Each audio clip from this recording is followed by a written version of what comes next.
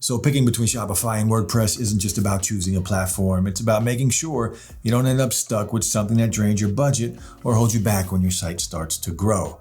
They both look solid at first, and to be fair, they are in their own ways. But once you get past the surface, they do things very differently. And if you go with the wrong one for what you're trying to build, it can cost you a lot of time and energy later on. So I'll walk you through how they stack up, what you're getting, what you're not, and how to figure out which one actually fits what you want your site to do. Also, just a quick heads up, this video is sponsored by Hostinger. I have been using them for a while now, and they've been great to work with, which is why I'm teaming up. But it doesn't change anything here.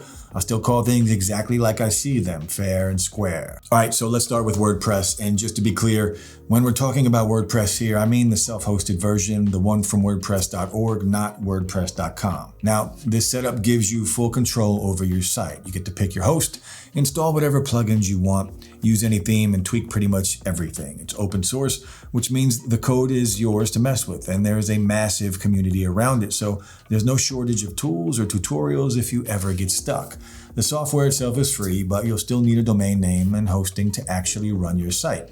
And that's where something like Hostinger comes in, because it's one of the few hosting platforms that keeps things simple and affordable without cutting corners. On the low end, you're looking at less than $2 a month for hosting a basic blog or personal site. Keep in mind that this is the current price as it's recorded, and deals might be different when you check, but you get the idea. If you're building out an online store or something heavier, that'll run a bit higher, but it's still way more flexible in terms of pricing than the all-in-one platforms. And what's great is that WordPress doesn't box you into any one way of doing anything. If you want to build a blog, great. Store, no problem. Portfolio, sure. Membership site, whatever you can do. You just plug in what you need and leave out what you don't. There's also a huge ecosystem of plugins. So if you want better SEO tools, stronger security, or specific features like online bookings or learning management systems, you're going to find a plugin that does it. Some are free, some are paid, but you're never stuck with just the basics. Now that said, WordPress isn't fully plug and play. You're in charge of updates, backups, and security, but with a host like Hostinger, a lot of that stuff is already built into the dashboard, so you're not left on your own.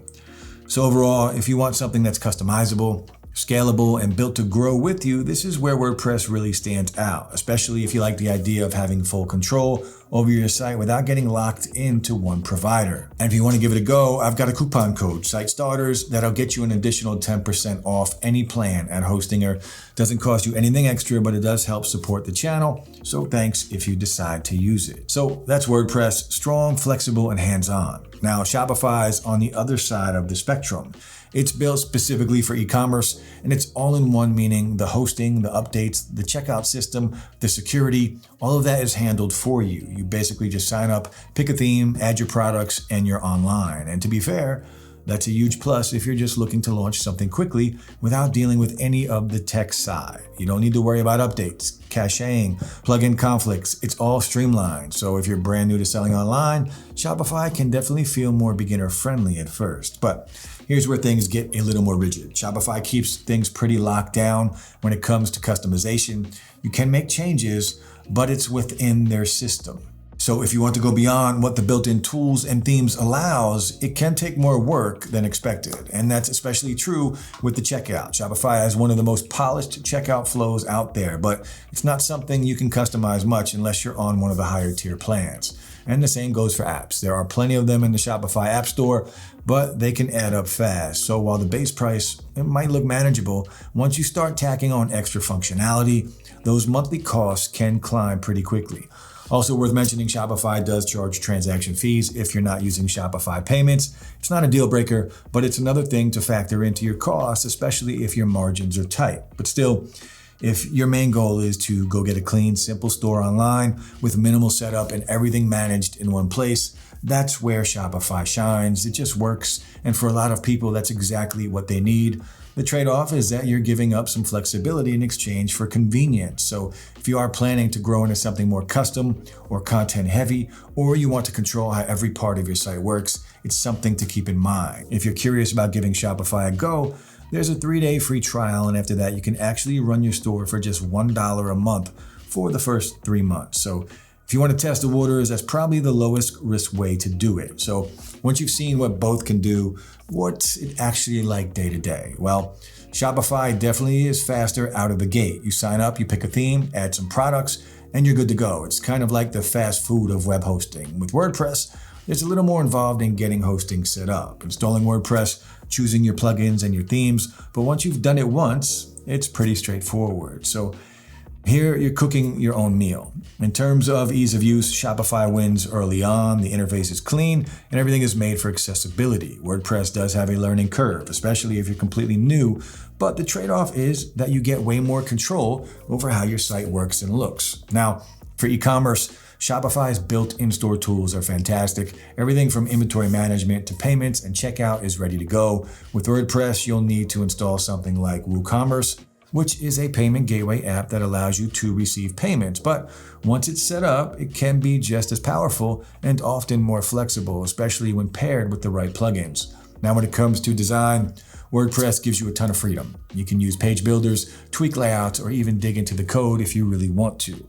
Shopify themes look great, but you're more limited in terms of how much you can change without paying for premium apps or hiring a developer. For SEO, WordPress has the edge. You've got full control over your URLs, your metadata, your site structure, and all the technical stuff that helps you rank well. Shopify's SEO is decent, but not nearly as customizable, and there are certain things you just can't change without running into limitations. For example, every product page will always have /products/ in the URL, and there's no way to remove it. And while that might seem small, those extra words can make your links look less clean in search results. And in some cases, it can affect how easily Google understands and ranks your pages. With WordPress, you have full control over your URLs, which makes it easier to keep things tidy and optimized. Now, security is another big one. Shopify handles all of that for you. Since it is fully hosted, WordPress puts more responsibility on you, but that's where your choice of hosting really matters. And for me, Hostinger has been a great fit, especially if you are trying to keep things easy and affordable without giving up on performance.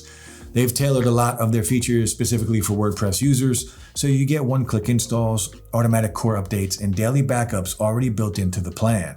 The dashboard is also way more user-friendly than most, so even if you're not super technical, it's not hard to find your way around. Now, performance-wise, Hostinger runs on Lightspeed servers, which basically means faster loading times right out of the gate. And they've got built-in caching, Cloudflare protection, and a custom security tool to help block out common threats, so you're not left having to figure that out all on your own. You also get extra perks that would usually cost extra elsewhere, like a free domain on most plans, free SSL, email marketing, and even a staging tool so you can test changes to your site before pushing them live. And support is there 24/7 if you do need help with anything. So if you are going with WordPress and you want to avoid the usual hosting headaches, Hostinger really smooths out the experience. You still get full control over your site, but without needing to be a full-blown developer to keep things running properly. So in the end, it really comes down to what you're after. If you do want to launch a store fast without worrying about the back end, go with Shopify. Everything is built in, hosting, security, updates, so you can focus on products and sales instead of setup. If you want more control, flexibility, and the freedom to grow your site over time, WordPress is the better long-term move. It takes a bit more effort up front, but with a host like Hostinger, it's affordable and easy to manage.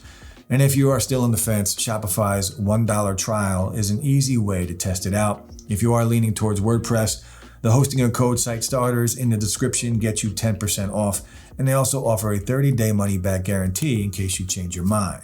Now, hopefully this helped you get a clearer picture of how Shopify and WordPress actually compare and which one's going to make the most sense for what you're building. If it did, feel free to leave a thumbs up. It does help out the channel. And if you got any questions or you're still deciding between the two, just drop a comment below. I check those pretty regularly and I'll do my best to help out. Otherwise, thanks so much for watching and I'll see you in the next one.